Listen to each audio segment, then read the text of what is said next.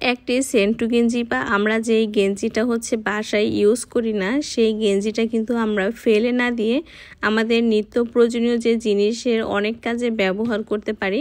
তো এই গেঞ্জিটাও কিন্তু আমরা হচ্ছে বাসায় ব্যবহার করি নাই, তো ভাবলাম যে ফেলে না দিয়ে এটা কিন্তু আমরা কোনো না কোনো কাজে ব্যবহার করতে পারি। তো তার জন্যই কিন্তু এই ডিজাইনটা আমি হচ্ছে দিয়ে দিলাম। তো এই গেঞ্জিটা আমি এখন নিচের সাইড সোজা করে কেটে দিব। এই গেঞ্জিটা কিন্তু খুব সুন্দর একটা ব্যাগ বানানো যাবে, যেটা আমরা হচ্ছে রেগুলার ব্যবহার করতে পারবো।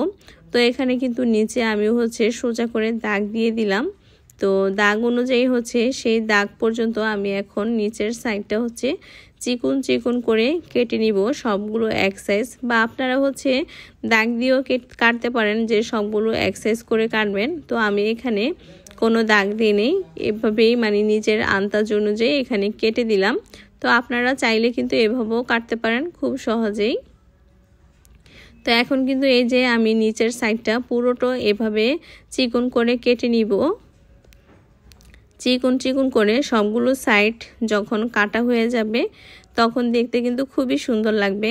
আমরা অনেকে হচ্ছে ব্যাগ যখন বানাই তখন হচ্ছে নিচের সাইডটা হচ্ছে সেলাই করে দিই।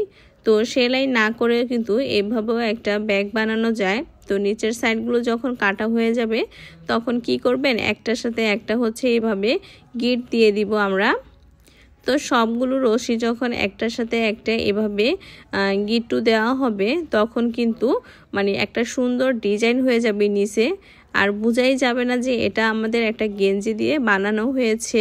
আমরা কিন্তু এটার ভিতরে অনেক কিছু বহন করতে পারি, যেমন বই বা অন্যান্য আমাদের প্রয়োজনীয় জিনিসগুলো কিন্তু বহন করতে পারি। এটার ভিতরে কোনো কিছু রাখলে কিন্তু মানে পড়ে যাওয়ার কোনো সম্ভাবনা থাকবে না। তো এভাবে কিন্তু সবগুলো গিট্টু দিলে মানে নিচের সাইডটা পুরো একদম ব্লক হয়ে যাবে, মানে পড়ে যাওয়ার কোনো কিছুর সম্ভাবনা থাকবে না। তো তার জন্য এই যে আমি কিন্তু সবগুলো একসাথে দেখতেই পাচ্ছেন গিট দিয়ে দিব একটা একটা করে। এটা কিন্তু বানানো খুবই সহজ, মানে যে কেউ আপনারা ঘরে বসে এটা তৈরি করে নিতে পারেন। খুব সুন্দর একটি আকর্ষণীয় ডিজাইনের ব্যাগ। তো এই তো দেখতে পাচ্ছেন আমার যখন হচ্ছে সবগুলো একসাথে গিট দিয়ে দিলাম অনেক সুন্দর একটা ডিজাইন হয়ে গেল।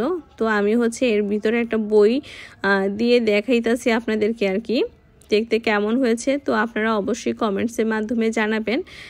এই তো অলরেডি কিন্তু আমার ব্যাগটা বানানো শেষ হয়ে গেছে।